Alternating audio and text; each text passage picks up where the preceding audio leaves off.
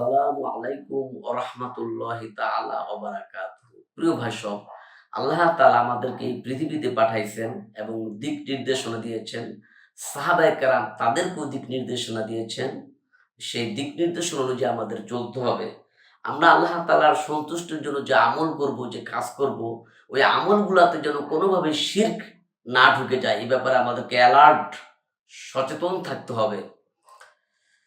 আল্লাহ তাআলা বলেন, আমাকে বাদ দিয়ে, আল্লাহ পাককে বাদ দিয়ে যাদেরকে তোমরা ডাকো, যাদেরকে তারা ডাকে, এর সমর্থনে কোনো দলিল নাই।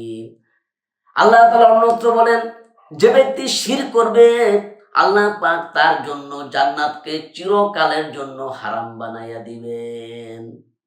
হযরত মুআজ রাদিয়াল্লাহু তাআলা আনহুকে নিয়ে নবী করিম সাল্লাল্লাহু আলাইহি সাল্লাম একদিকে যাচ্ছিলেন। সামনে বসেছিলেন নবী করিম সাল্লাল্লাহু আলাইহি সাল্লাম। কিছু দূর যাওয়ার পর নবী করিম সাল্লাল্লাহু আলাইহি সাল্লাম ডাকলেন, ইয়া মুআজ। তিনি বললেন, লাব্বাইক ওয়া সা'দাইক ইয়া রাসূলুল্লাহ। হযরত নবী করিম সাল্লাল্লাহু আলাইহি সাল্লাম আবারও ডাকলেন, ইয়া মুআজ। তিনি বললেন, লাব্বাইক ওয়া সা'দাইক ইয়া রাসূলুল্লাহ। রাসূলুল্লাহ আবারও ডাকলেন, ইয়া মুআজ। মুআজ রাদিয়াল্লাহু তাআলা আনহু বললেন, লাব্বাইক ওয়া সা'দাইক ইয়া রাসূলুল্লাহ। হযরতে মুআজ রাদিয়াল্লাহু তাআলা আনহু হতস্তম্ভিত হয়ে গেল, আশ্চর্য হয়ে গেল। রাসূলুল্লাহ আমাকে ৩ বার ডেকেছেন।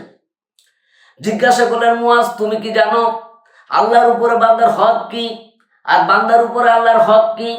মুআজ বললেন, আল্লাহ তার রাসূলই ভালো জানেন। নবী করিম সাল্লাল্লাহু আলাইহি সাল্লাম বলেন, মুআজ, আল্লাহর উপরে বান্দার হক হলো এই, বান্দা যত ইবাদত করবে আল্লাহ রাব্বুল আলামিনের, সেই ইবাদতের মধ্যে শরীক স্থাপন করবে না। এটা হলো আল্লাহর উপরে বান্দার হক। আর বান্দার উপর আল্লাহর হক হচ্ছে, যে বান্দা তার ইবাদতের মধ্যে, আল্লাহর ইবাদতের মধ্যে যদি শরীক স্থাপন না করে, তাহলে ওই বান্দার উপর আল্লাহর হক হচ্ছে এই, কিয়ামতের দিন ওই বান্দাকে জাহান্নাম থেকে মুক্ত করে দিবেন। সুবহানাল্লাহ। শিরক বহু রকম।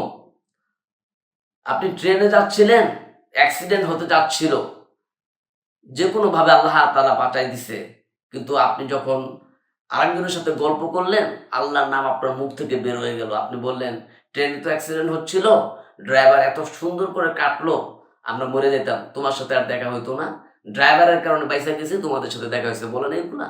এটাই শিরক। প্লেনে বাম্পিং হচ্ছিল, এমন বাম্পিং, বাঁচার কোনো পথ ছিল না, ক্যাপ্টেন এত সুন্দর করে কাটলো, আমরা বেঁচে গেলাম, মানুষ সব বাইসে গেল।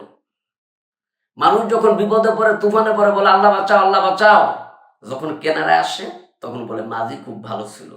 এটাই শিরক। আল্লাহ তাআলা এই শিরক থেকে আমাদেরকে হেফাজত করুন বলে আমিন। আসসালামু আলাইকুম ওয়া রাহমাতুল্লাহি তাআলা ওয়া বারাকাতুহু।